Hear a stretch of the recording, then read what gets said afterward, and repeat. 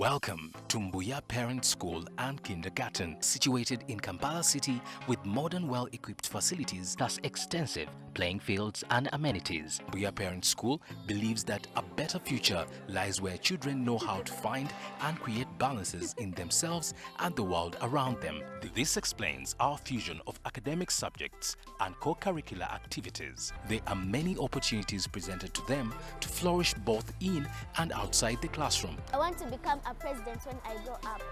I want to be a pilot. I will be the best fashion designer. Mbuya Parent School, the sky is our limit. Hello, our beloved ones. We hope you're doing well. I send my greetings to you, and we are still praying for one another. I welcome you to our second lesson of English, Primary 3. Previously, when we met, we talked about pronouns, and we were left with an activity. We shall begin with the corrections of the previous activity today. Let's have a look at this. Underline the pronouns in the sentences below. Before we underline the pronouns, we shall first remind ourselves of what a pronoun is. A pronoun is a word that is used in place of nouns in a sentence. It is used to replace pronouns, and it is also used, or we can say it is used in place of or to replace a noun in a sentence. We all know nouns, so all the words that we use to replace nouns in sentences are referred to as pronouns. Let's have a look at this. Number 1, he is the smallest boy in the family. He is the smallest boy in the family. This one was done by teacher, and she underlined the word he. So in this case, he is a pronoun. And why do we call it a pronoun? It has replaced our first noun, boy. So to avoid repetition, we used he in place of the boy. So he is the smallest boy in the family. Number 2, I saw the man in town today. I saw the man in town today. I'm referring to myself. It's me who saw the man. So instead of using my name, I have used the pronoun I. So that's why number 2, we are underlining pronoun I. Let's move on to number 3. Those books are mine. In this case, the sentence simply means those books belong to me. So I have used the pronoun mine to show that the books belong to me. Number 3, we shall underline the word mine. We move on to number 4. Claire and I have big bags. Claire and I have big bags. We shall underline pronoun I. I hope we are moving together, my dear children. We are still underlining pronouns in our given sentences. That is your dirty sweater. That is your dirty sweater. In this case, we underline the pronoun yo. It's me who is talking to you, and I'm referring to a sweater that belongs to you. So that's why we are saying that yo is a pronoun in this case. That sweater, that dirty sweater belongs to you. That is your dirty sweater. So yo has replaced a noun in this sentence. Number 6, James broke my new glass. James broke my new glass. In this sentence, we shall underline the pronoun my. And lastly, Tom hurt himself yesterday. Tom hurt himself yesterday. We shall underline the word himself to show that nobody else hurt Tom apart from himself. In other words, he did the hurting by himself. So we shall underline the pronoun himself. Now, when you look at this, we have had different pronouns in these sentences. We have he in the first sentence. We have I in the second sentence. We have mine in the third sentence. Then in the fifth sentence, we have underlined your and my, lastly, himself. When you look at these pronouns, we realize that they don't serve the same purposes. These pronouns do not serve the same purposes. So today's lesson is to classify these nouns. We are going to put these pronouns to their different classes, and we shall begin with personal pronouns. Okay, let's have a look at this chart. I have drawn my pictures. Let's look at the pictures. Please look at them keenly. The first one is a picture of a girl who is carrying a book, and this girl is Sarah. The second picture is of a boy, that is Peter, who is carrying a bag. The third picture is of a goat. Now, we are looking at personal pronouns, and we are saying that they are those pronouns that are used in places of names of people or things. Now, the name of this girl is Sarah. So a suitable pronoun to replace Sarah is she. So she is a personal pronoun. She is a personal pronoun. Then, the name of this boy is Peter. When we are talking about Peter and we don't feel like mentioning his real name, we shall use the pronoun he. For example, Peter is carrying a bag. Peter is carrying a bag. If I don't say Peter is carrying a bag, I will say he is carrying a bag. The same word here will be in place of Peter, so they will be having the same meaning. Now, in this case, Peter and Sarah are replacing people, representing people. So Sarah is standing in for the place of females and Peter for the place of males. All females, those are girls, women, and so on, we can replace their names with the pronoun she. She is my mother, she is my friend, and so on, referring to females. Then for males, we replace using he. So now, we have Peter, who is a he. We have Sarah, who is a she. Then when we put Peter and Sarah together, we shall replace them with the pronoun they. Peter is standing, Sarah is standing. Peter and Sarah are standing. They are standing. So they will be in place of Peter and Sarah. Now, these are my pupils. Peter and Sarah are my pupils. So with me inclusive, we shall use the pronoun we. Of course, I'm standing. Peter is standing and Sarah is also standing. So we are standing. Now, when Peter is referring to himself, Peter is carrying a bag and wants to show you that he is carrying a bag and is talking about himself. He will simply say, I am carrying a bag. Let's talk about the puppy. A correct personal pronoun for a puppy is it. We have a look at our picture. We have a goat with its kid. This one too takes the personal pronoun it. Now, those are some of the examples of personal pronouns. Next, we shall go to possessive pronouns. Let's think. What are possessive pronouns? Possessive pronouns are pronouns that are used to indicate ownership. The word is ownership. In other words, we are trying to indicate belonging, ownership. So we can say, when we say, for example, I have a pointer. This pointer is mine. So it simply means the pointer belongs to me. I own this pointer. Those are the possessive pronouns we are talking about. We are saying these are pronouns used when we refer to ownership or belonging. We have examples here. Let's look at our pictures once again. We have Sarah, who is carrying a book.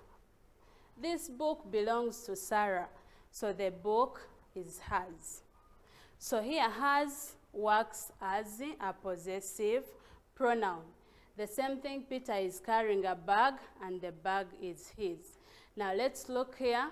Peter's book, we can use his book or we can say the book is his. Both are possessive pronouns. Sarah's book, her book, or the book is hers. So we use her and hers as possessive pronouns for females. The same thing, mommy has a knife, it's mommy's knife, the knife is hers. So hers in this case means her knife. Her knife can be replaced with hers. So it's a possessive pronoun. Peter and Sarah's book. Peter and Sarah's book, their book, theirs. In this case, theirs stands for their book. So instead of repeating the word book again, we use theirs. Peter's book, referring to himself. Now, Peter has a book and is the very person talking about himself. So he will simply say, this is my book, or the book is mine. So mine here stands for my book. We put the two words together and we form the possessive pronoun mine. Peter and Sarah's book, that is, they are referring to themselves. Peter and Sarah are talking, and they are talking about their own book. So they will say our or ours. Ours still stands for our book. We move on. The book belongs to you. Let's say I'm talking to you. You have a book where you're writing, and that book belongs to you. So it is your book, or the book is yours. Still, yours stands for your book. Now, after saying possessive pronouns, lastly, we have reflexive pronouns. We have reflexive pronouns. What are reflexive pronouns? Think about it. Reflexive pronouns are pronouns that are used to emphasize self or selves. That are used to emphasize self or selves. Let's look here. These pronouns simply show who did something. Mommy sends you to the well. Instead of carrying a 5-liter jerrycan, you carry a 20-liter jerrycan. Then when you come back, mommy gets surprised and asks, oh, my girl, who did that? Who helped you to carry that water? So you'll say, mommy, I carried this water myself, meaning that no one helped you to carry the jerrycan of water. You did it yourself. Now, let's look at examples of personal pronouns. Examples of reflexive pronouns. We have myself, the way we have talked about it. Then when we are talking about Sarah, we shall say herself. When we are talking about Peter, we shall say himself. In other words, no one helped another to do anything. They did it on their own. So we have yourself, myself, yourselves. Now, when you look at these two, we have yourself and yourselves. Yourself is in singular and yourselves is in plural form. I'm talking to you directly. I will say you did that work yourself. And when you're many, I will simply say you did that work yourselves. In other words, no one helped you to do that work. Then we have ourselves. In this case, I'm also inclusive in your group. I'm also inclusive in your group. So we did the work ourselves. Now, these are examples of reflexive pronouns. Now we have themselves. Themselves as an example of of reflexive pronouns. They did the work themselves. This too is in plural form, excluding the speaker. When you're the one talking and you're talking about other people who did something on their own, we use themselves. Look at this. It's himself. Himself. Let's come back to Peter, who is carrying a bag. No one is helping Peter to carry this bag, so Peter is carrying his bag himself. He is carrying his bag himself. He is a personal pronoun. His is a possessive pronoun and himself is a reflexive pronoun. We come to this, which is herself. Herself. Let's look at Sarah, who is reading her book. No one is guiding her to read the book, so she is doing it without help. Sarah is reading the book herself. Then lastly, in reflexive pronouns, we have itself. We have itself. And remember, we said that it is used when referring to animals and other things. Let's look at our goat. Yes, what is the goat doing? What is the goat doing? Thank you. The goat is feeding its kid. The goat is feeding its kid. Is there anyone helping the goat to feed its kid? Is there anyone helping the goat to feed its kid? No. So the goat is feeding its kid itself. So these are examples of possessive pronouns. Of reflexive pronouns. My dear learners, I hope now you can differentiate between personal, possessive, and reflexive pronouns. We shall have an oral activity. Then finally, we do some work about kinds of pronouns. So the instructions are complete sensibly. Complete sensibly. Number 1, this book belongs to Peter. This book belongs to Peter. It is dash. So here we need a suitable pronoun that brings out the idea of the book belonging to Peter. And Peter is a male.